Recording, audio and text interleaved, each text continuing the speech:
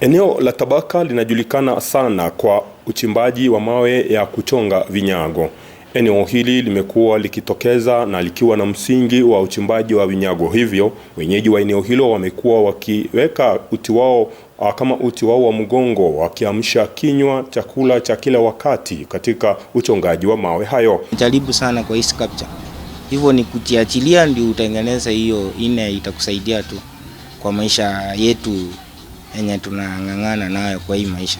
Tulifika katika maeneo ya uchimbaji pamoja na utengenezaji na uchongaji wa mawe hayo, na haya ndio yalikuwa maneno ya wenyeji. Kwa siku sasa, kulingana na quality unafaa kutengeneza vitu 3 ndio itakuwa standard ile mzuri, ndio itakuwa vizuri kiwa tumetumana kwa wakubwa wetu wenye wanapenda hilo sculpture. Wanasema kwamba kuna vinyago ambao huchongwa kutoka kwa mawe na ambavyo ina maana tofauti katika maeneo tofauti. Na hii sculpture imependwa na watu wengi, na watu wanapenda hii sculpture ni watu wenye kama wanakimbia au wenye wananiwania hii kikombe ya kukimbia, watu wakubwa. Mostly inapendwa sana na watu, hata ng'ambo inapendwa. Huu mchongo ni sculpture ambayo inaitwa hero, na hero maana yake nafikiri kila mmoja anaelewa, ni ushindi. Mtu ambaye amefanya kazi nzuri upewa tuzo.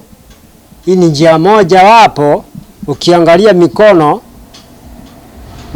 mikono imekumbatia, lakini mwisho wake ametokea akiwa ameshinda. Ni kuhusiana na hilo ambalo wanazidi kutuelezea kwamba na mchongo ambao huwa na imani moja na maana tofauti.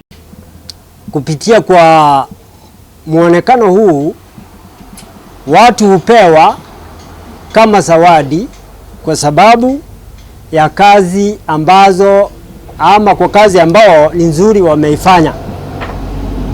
Sana sana wanariadha wakishinda, so wengi wao huwa tunawaadvise wale wanakuja kuchukua, tunawapea kama hizi.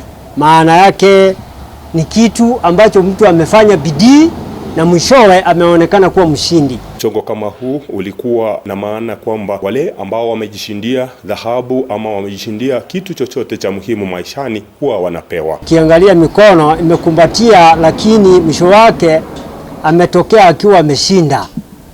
So kupitia kwa muonekano huu, watu hupewa kama zawadi kwa sababu ya kazi ambazo ama kwa kazi ambao ni nzuri wameifanya. Kwa Afrika hapa nao watu wakubwa ndio wanafaa kupewa, yenye wamefanya kazi kubwa na yenye wamejulikana. Sasa akipewa hilo sculpture, nao bado na yeye ni hilo sculpture bado hii yenye tunajenga hapa Soapstone. Hilo lilimpata mwanariadha Mura na akapatiwa katika sherehe iliyonoga sana katika mji wa Kisii.